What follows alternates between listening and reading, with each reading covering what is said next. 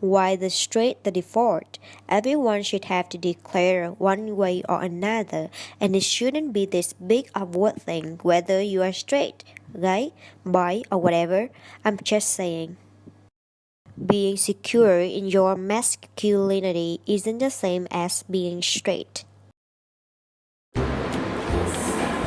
Hi everyone!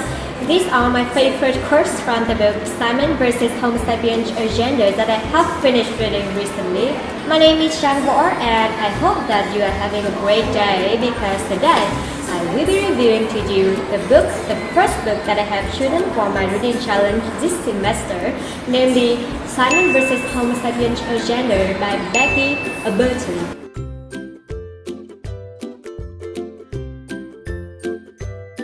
So you know that book was featured on the National World Book Award long list and also listed by the Wall Street Journal as one of the best young adult novel in 2015, and it also has garnered so much hype and praise from many bloggers as well as vloggers.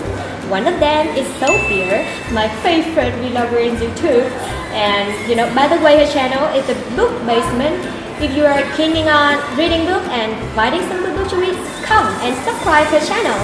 So that's just my recommendation. But her book review was so impressive to me that I could not pick it up. And also the film Love Simon, released in 2015, a very hilarious film about LGBTQ that I really like, was adapted from this book. So for these three reasons, I have no hesitation to pick this book for my reading challenge this semester. And also that is the reason why I decided to review this book in this video to you. And what I want to do in this video, firstly give you general information about the author, short summary about the book, and then more importantly, I will share with you my love with this book and what I have learned from it. Okay, so let's start. Let's see who is Becky Abertalli.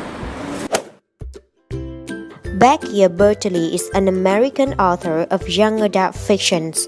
She is the most famous for the acclaimed novels Simon vs. the Homo Sapiens Agenda, The Upside of Unrequited, and Leo on the Offbeat. She is also the co-author of What If It Is Earth with Adam Silver.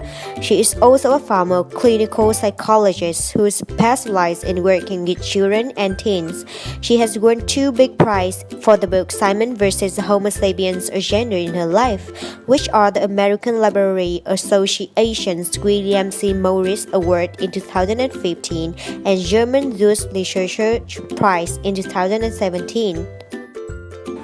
So, as we can see that the novel Simon vs. Homo Sapiens Agenda is the most famous book of the author Becky Abertalli. Now, I hope that you are all excited to go with me to explore the plot of this book. Alright, so let's continue with the summary.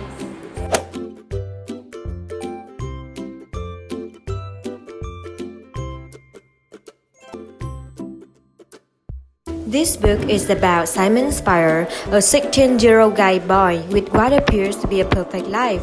He is forced to come out by a blackmailer named Martin, who found his emails to another closet classmate under codename Blue. The story starts in the middle of a conversation between Martin Anderson and Simon. Martin stumbles upon the private email communications between Simon and Blue in the school library because Simon forgot to log out email after using, and he used them to blackmail Simon into helping him get a date with Simon's friend AB. Simon reluctantly agrees in order to protect Blue's secret, inviting Martin to hang out with his friends even when they don't get along. As time passes, Simon wonders about who Blue could be, suspecting many people, but in the end, Blue comes out to Simon and they become a happy couple.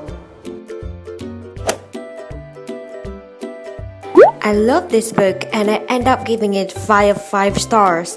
I thought it was so great with humor and drama, but it was so diverse and the romance was so cute. All in all, this was a fantastic book. So first of all, let's discuss the plot.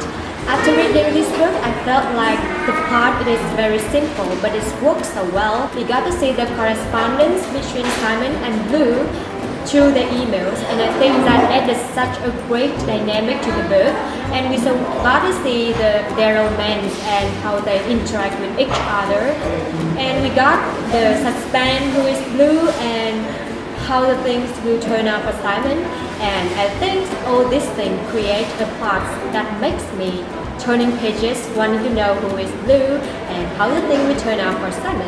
As both of them had a secret name to protect their identity, I was kept guessing who is Blue while I was reading it, and when the book actually revealed who's Blue, I jumped up joy because I had guessed right. The first time in my life, I was so proud of myself because I was so smart. So smart.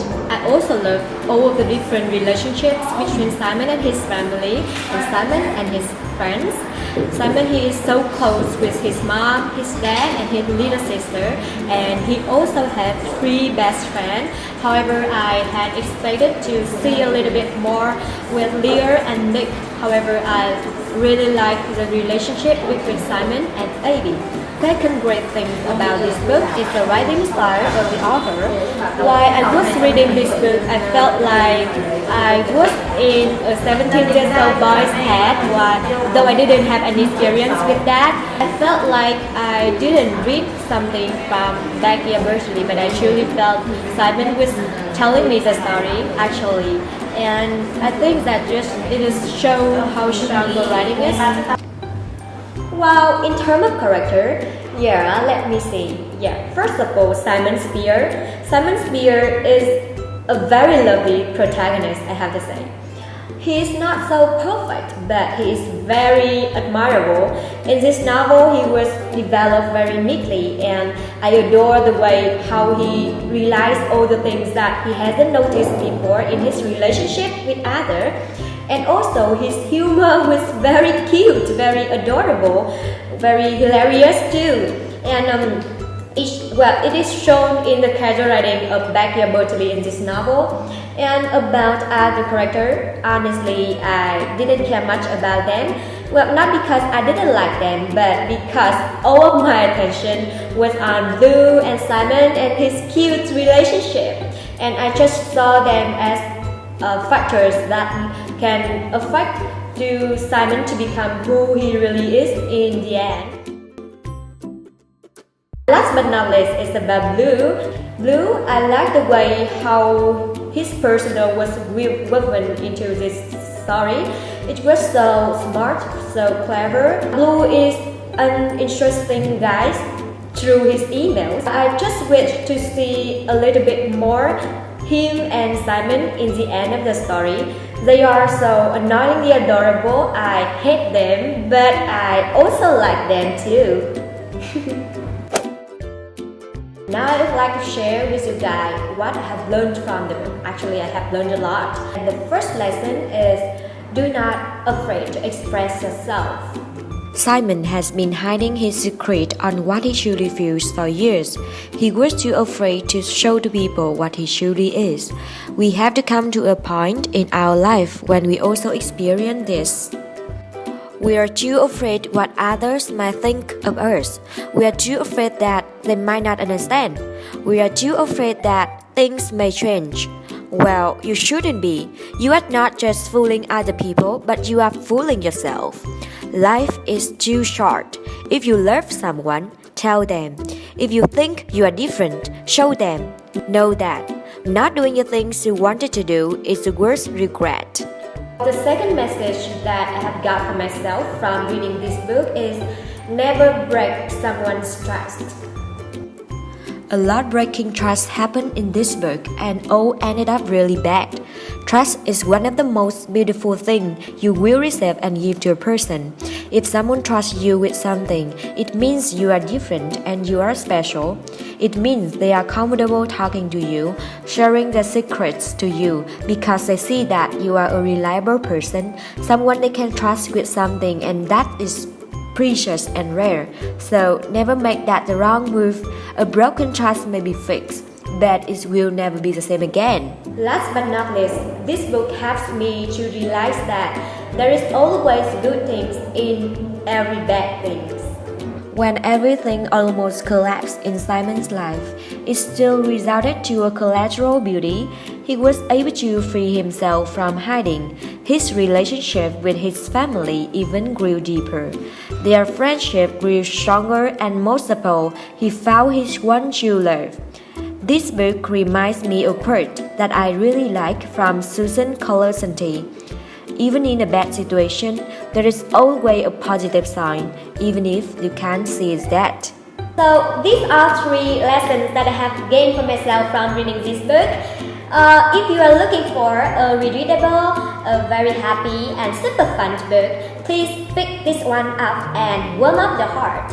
And so there are many things that I want to share with you guys, but let me save it for our discussion in the comments below. Yeah, and I hope that you are having a great time with me in this video, and thank you for watching. See ya!